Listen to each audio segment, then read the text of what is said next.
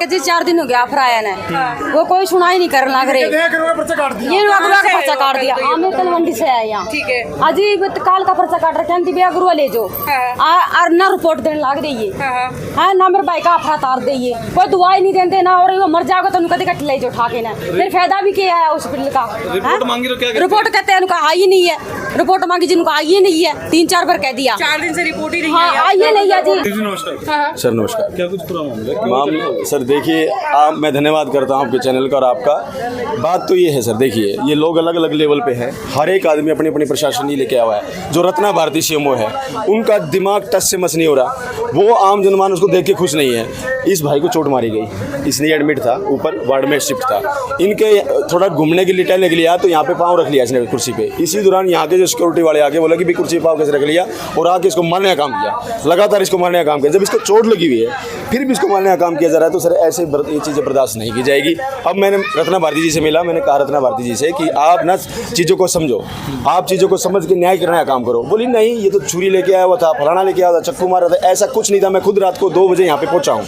मैंने सारी चीज़ों को सिचुएशन को देखते हुए हैंडल करके मैं चला गया। लेकिन यहाँ के जो डॉक्टर, प्रशासन के जो डॉक्टर हैं यहाँ पे, उन्होंने इसकी फाइल ऊपर से मंगवा के इसको ना तो कोई बेड दिया और इसको भगोड़ा घोषित कर दिया कि ये है ही नहीं। बल्कि ये सारी रात कैजुअल्टी में यहाँ पे था, ये यहाँ पे पड़ा रहा। लेकिन बार बार इसको ना इतना दिक्कत दी जिसकी कोई हद नहीं सर। इसलिए अब रत्ना भारती जी से और यहाँ के प्रशासन से खुली लड़ाई है। या तो इसका ट्रांसफर करो यहाँ से। हमें ऐसी घटिया मानसिकता के जो अधिकारी है वो नहीं चाहिए और ऐसी घटिया मानसिकता के अधिकारी होंगे तो हम पीछे नहीं हटेंगे। एक ही बहन आई हुई है, प्रेग्नेंट है। इसको बार बार कह रही कि आर्यनगर जाओ और इसके प्रेग्नेंट है, इसको चोट लगी हुई है, इसको आर्यनगर जाओ। अभी क्या पीएमओ रत्ना भारती से आप मिले हैं फिलहाल? मैं कल मिला था। सो एक बार फिलहाल एक महिला मौजूद है, कर लेते हैं जी। उनका कुछ नहीं कहना। नमस्कार जी। क्या जाने में लगी हुई है? हाँ जी, हमारा गाँव में झगड़ा हुआ जी आज। आप बड़ी हैं, आप बात मानती हो। और मैं यहाँ पे मेडिकल कटवाने के लिए आई हूँ। मेरे को सदर वालों ने यहाँ पे भेज दिया। ये मेरे को बोल रहे यार ये नगर जाओ आप, चोट लग जाती है आपको बता रहे हैं। वहाँ पे मेडिकल होएगा ये कह रहे हैं। अच्छा, यहाँ मेडिकल नहीं यहाँ पे नहीं होएगा। एक्सरे करवा के ये कह रहे ये हमारा काम नहीं है। उसके बाद ये पुलिस वाले ने भी सुनाई कोई करी थी, पर्चा दे रहे हैं। पुलिस वाले ने भी कोई सुनाई करी। पुलिस वाले ने तो राम दरखास्त देने गया उल्टी दे दी। बोला ओड़ा जाओ सिविल में। इन बहनों के साथ में तो आपके साथ सर क्या कुछ हुआ? यहाँ पे करवा क्योंकि हर आदमी परेशान है। ये गर्भवती महिला है इनका सर ये इनको चोट मैं यहाँ 4 तारीख से एडमिट था, मेरे चोट लगी। तो मैं यहाँ साथ में मेरे एक लड़का था बेड पे, उसको चोट लगी थी। मैं उसको जानता भी नहीं। वो भाई रो रहा था, मैं नीचे आ रहा था जी। मैं थोड़ा टहला हूँ भाई, मैं 2-3 दिन से वहीं बेड पे था। तो मैं चलो भाई कोई जानकार होगा ना तो मैं आपको इंजेक्शन लगवा दूंगा। तो मैं यहाँ सिक्योरिटी गार्ड वाले बैठे थे 4 यहाँ पे। तो मैं एक को बोला भाई यार इसके है ना दर्द है हाथ पे, आप इंजेक्शन लगवा दो इसको। एक लड़का बोला उनमें से भाई बोला मैं लगवा देता हूँ इंजेक्शन। तो मैंने तुरंत वैसे थोड़ी देर के बाद मैंने कुर्सी पे पैर रख लिया जी वैसे ही। तो एक लड़के ने मुझे मतलब बदतमीजी पेश आके मेरे को धक्का मार दिया। धक्का मारने के बाद 3 लड़के और खड़े थे उसके साथ में, उन्होंने मेरे को मारना शुरू कर दिया जी। उन्होंने मेरे को मारना शुरू कर दिया। तो प्रदीप भाई यहाँ मौके पे थे, हमारे आगे थे, यही थे। तो हमारे यहाँ बीच बचाव हो गया जी सारा का अपना। बीच बचाव होने के बाद मेरी एमएलआर कटनी थी यहाँ पे। मेरी एमएलआर बोला तुम्हारी यहाँ एमएलआर नहीं कटेगी भाई। बोला तू तो पहले ही एडमिट है यहाँ, तो इसमें जोड़ देते हैं उसको। वहाँ से मेरी फाइल मंगवा ली ऊपर से जी। वहाँ से नोट बेड दिखा दिया मेरे को जी, भाई बेड पे है ही नहीं तू। प्रदीप जी बताया था कि गाली गलौज का ही कुछ बात कही जा रही है, सामने निकल कर आई बात। गाली गलौज की गई इनकी तरफ, उनकी किन की तरफ से? देखिए जब आदमी को चोट लगती है तो वो थोड़ी बहुत तो गाली बकता ही है। मतलब लाचार आदमी क्या करेगा? एक तो 10 आदमी इसको पीट रहे हैं, आदमी क्या करेगा? छुड़ाने के लिए कुछ तो बोलेगा। इन्होंने वही किया, इनकी कोई गलती नहीं है, गलती यहाँ के लोगों की है। ऊपर से अब ये कहा जा रहा है कि इनका समझौता करवा दे। किस बात का समझौता करवा दे भाई? एक्शन क्या लिया जाएगा वैसे, क्या बातचीत होगी? अब बातचीत होगी या तो ये यहाँ का ट्रांसफर की मांग हमारी कि रत्ना भारती का ट्रांसफर यहाँ से किया जाए, या फिर प्रदीप वानखड़े यहीं पे गदा डाल के बैठेगा, इन बहनों के साथ में बैठेगा। और एक ये इस मामले की जांच चाहते हैं, निष्पक्ष जांच हो, निष्पक्ष जांच हो और उनके खिलाफ FIR दर्ज होकर उनको गिरफ्तार किया जाए। और ये चीजें बिल्कुल नहीं चलेगा, गुंडागर्दी जो चल रही है। आप जानते हैं मैं कभी भी अन्याय के साथ नहीं खड़ा होता, अन्याय के खिलाफ खड़ा होता हूँ। जहाँ पे अन्याय होगा मैं खड़ा मिलूंगा, चाहे वो जाति विशेष की बात मैं नहीं करता, मैं इंसानियत की बात करता हूँ। ये जो दिमाग में इनके भूसा भरा हुआ है तो ये बिल्कुल बर्दाश्त नहीं किया जाएगा। पत्रकार महोदय, तो तमाम दर्शकों मेरे अपील है, जितने भी लोग इस समय वीडियो को देख पा रहे हैं, इधर आओ बहन जी। हाँ जी, इनकी भी सुनाओ। क्या कुछ था इनका क्या था इनका भी मामला है क्या था जी?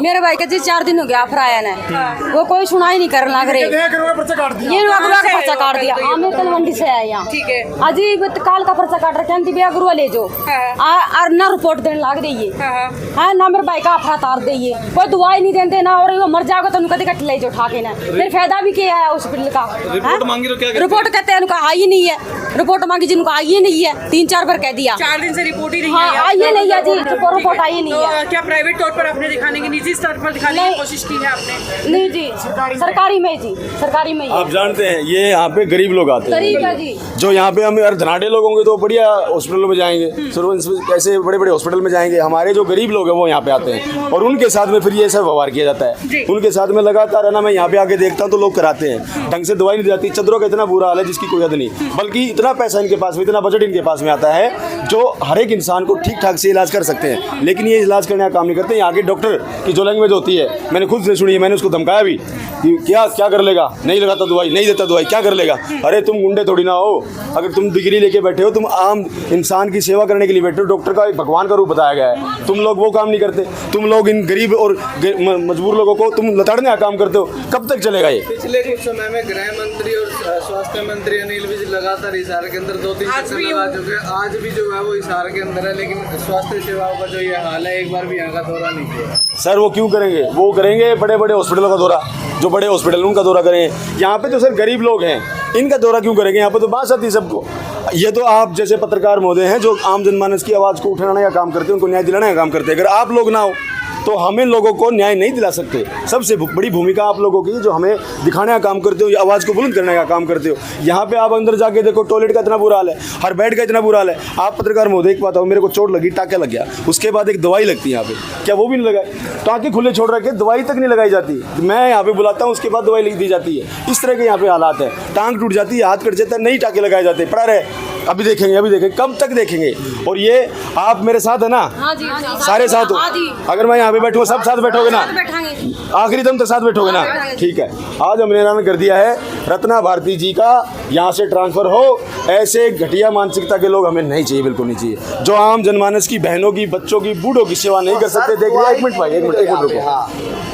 हम जनमानस की सेवा नहीं कर सकते, ऐसे डॉक्टर की, हमने ऐसे सीएमओ की हमें बिल्कुल जरूरत नहीं है। ये जनता है, टैक्स मैं भी देता हूँ, टैक्स आप भी देते हैं, टैक्स अमीर भी देता है, टैक्स गरीब भी देता है। हमारे दिए द्वारा टैक्स से इनका घर चलता है, ना कि इनका घर हमारे से चलता है। ये हमारी डिमांड है कि अगर या तो प्रशासन के अधिकारी आके हमसे बात करें और इन लोगों को न्याय देने का काम करें, अपना रवैया ढंग से करें, नहीं तो फिर हम यहीं पर बैठे, मैं यहीं पर गद्दा मंगवा के दरी बिछा के यहीं बैठा हूँ।